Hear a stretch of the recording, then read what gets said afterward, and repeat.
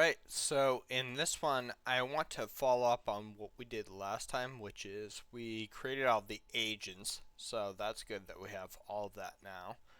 So we want to actually kick this thing off. So what I've gone ahead and done is I have a prompt made up right now. So this is kind of what I do with prompts is I try to be kind of specific in what I actually want to make sure that it doesn't go off and try to do its own thing, which it often does. We're creating a new post method. So post is typically how you create an object on an API. And we're saying what information we want to actually request. So the name, age, and the gender have to be entered in there. We give it some validations of what it will be. Optionally, they can define other things as they see fit, but we're not going to require that. And then what we want after the route is created is we want to actually make a method in database.py that will actually pass the validated methods to it. So let's go ahead and kick this off. I have the planner selected right now. And let's see. Okay, so it came back. It read a couple files. It read the instructions file, which is something that I wanted it to do. It did some more searches on the code base. It found the backend dependencies. So through that, it can find out that we're using Fast API, which we didn't necessarily put in the prompt. So it's good that it found that out. It went up to the website for Fast API and it got the actual documentation that found out that it's yes, Fast API does use Pydantic to end up validating. It found the database structure that we have in convert.py, a file that we made a few videos ago. It came up with a plan for the validation using Pydantic, reading its documentation, and it came up with a plan to create the model. This is everything that we had basically translated into pseudocode. Everything in the prompt that we had translated to pseudocode. It made up a plan, some actual code that you like copy and paste.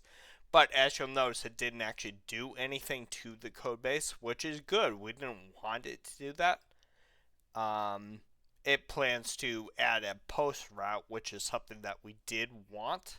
The implementation for the database, which is the next part, it came up with an actual idea for on how to do that.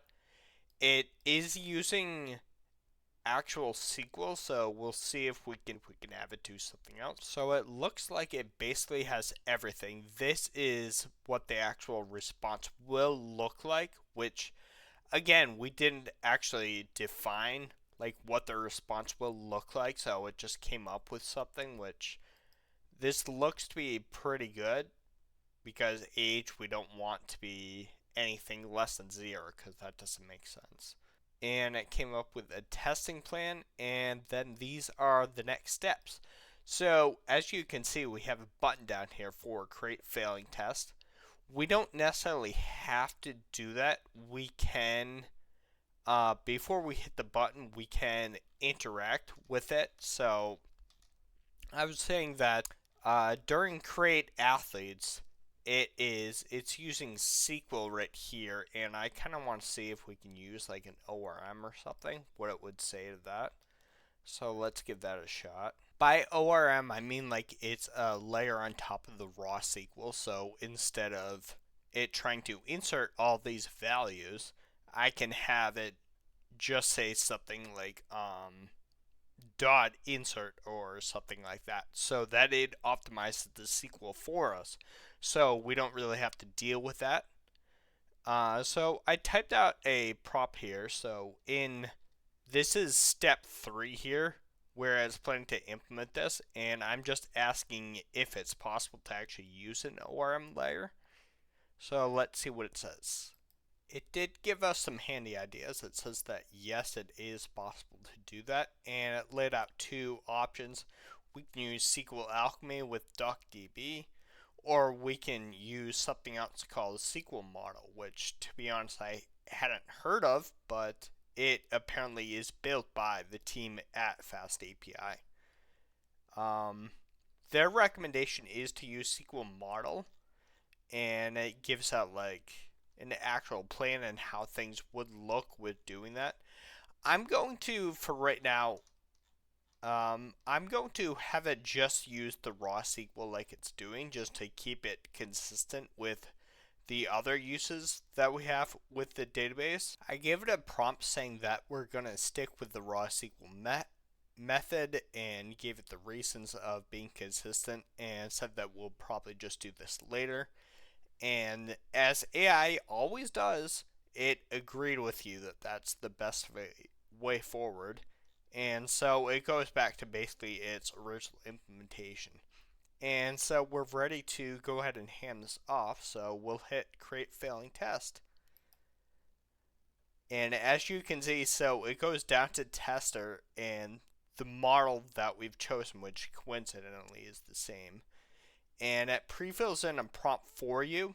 So you can see, because we have that send boolean set to off, then it's not going to automatically hand it off.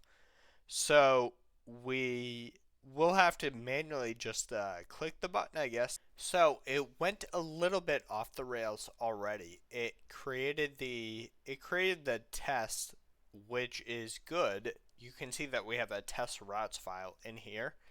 But what it's trying to do is it's trying to just look at pip and find PyTest in there, which is not correct. We're actually using UV.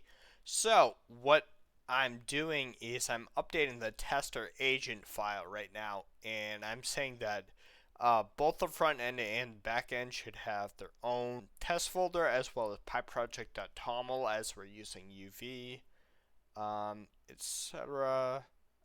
Use pyproject.toml to determine the testing framework. So I'm just writing out a new prompt that says I've updated the agents file and to use UV as the virtual environment. So this is the first time that I've had AI thank me before, so that's interesting. So what it did is it added that as a dependency, as a dev dependency to pyproject.toml.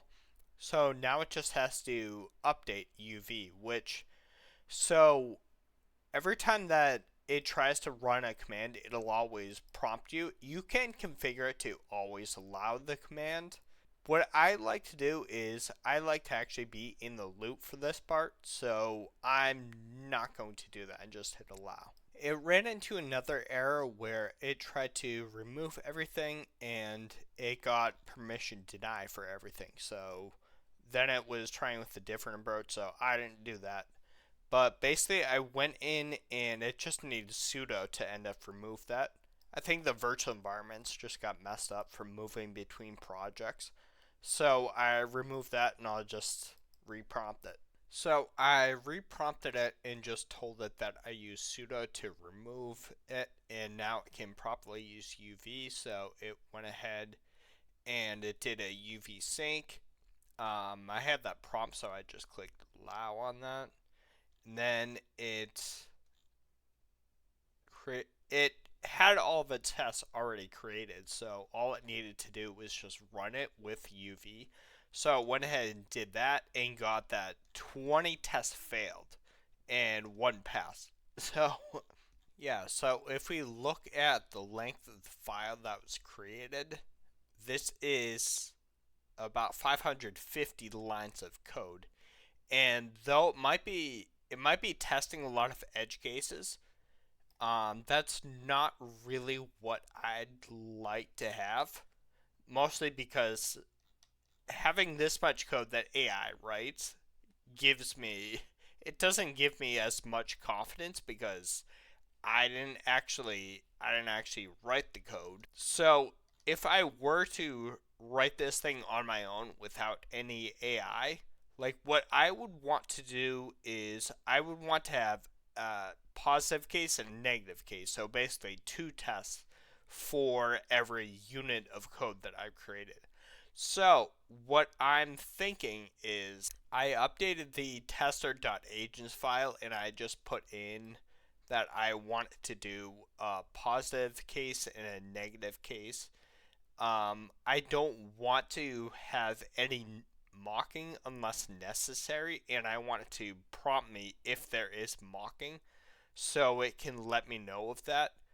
I don't want it to use overly complex logic. I want to be able to actually go in and review everything that was needed so that I'm not tempted to just say, "Oh, yep, it's good," and just not look at it. So I have that. I updated that. I haven't moved on to the implementation step yet. I've just said that I've updated the file. I repeated some of the stuff, and we'll see what it does now. Okay, so I've now reprompted it with the updated test file that we have. So you'll see it condensed a lot of the testing, so it removes 375 lines. It added a bunch of lines, but it's still net positive from my perspective that the file is a lot shorter.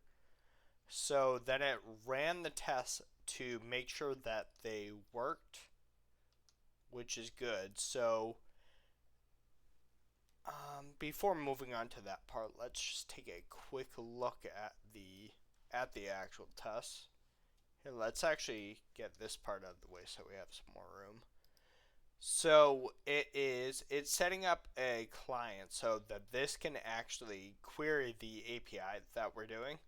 So then it has a bunch of test cases to test just kind of the happy path here so that we are actually testing that athletes are created properly if we give it the correct information. There are a bunch of those. If you provide the score for grace but not the others, then it's still going to be fine with that.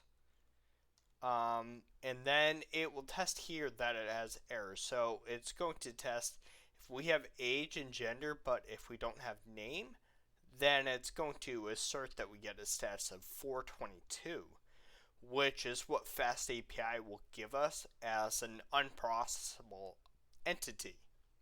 That's the word I'm looking for. And then this one has missing age, if the age is 0, if the age is negative, if it's a string, and just a bunch of other stuff here. One thing I was confused about in one of these tests, this one right here.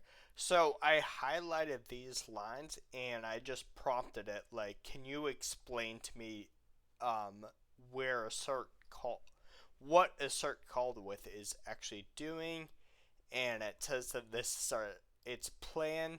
It's kind of hard to actually verify this stuff because we haven't actually done the implementation part yet. We're just doing the tests and they're supposed to all fail anyway. So these tests here they're basically a lot easier to understand. One thing that I did notice in these tests is if you look at this test here, test 7, where it actually tests that a grace score of 0 is disallowed, is I was thinking about that, and we actually do want to allow people to put in zeros for those kinds of workouts. That's fine. And my original prompt did say positive integer, so that's where I got that. So I'm just going to reprompt it, and I'm just going to say if it's 0, then I still want to allow it. So it did go ahead and make those changes for us, so you can see the individual things here. You can actually click on these and see like what it added and what it subtracted. So it subtracted these tests from the negative case, it looks like, and updated the doc string, so that's good. And then it added this into the positive test case, Yep, create athlete success, so that's good. This one say failure. Yeah, this one says error is good. Updated the doctrine again, so that's good that it's doing that. I really do appreciate that. So that looks good. So we spent more time on the testing than I planned. So I think we'll cut it here, and then in the next video I'll work on the actual implementation of this. So thanks for watching, and I'll see you in the next one.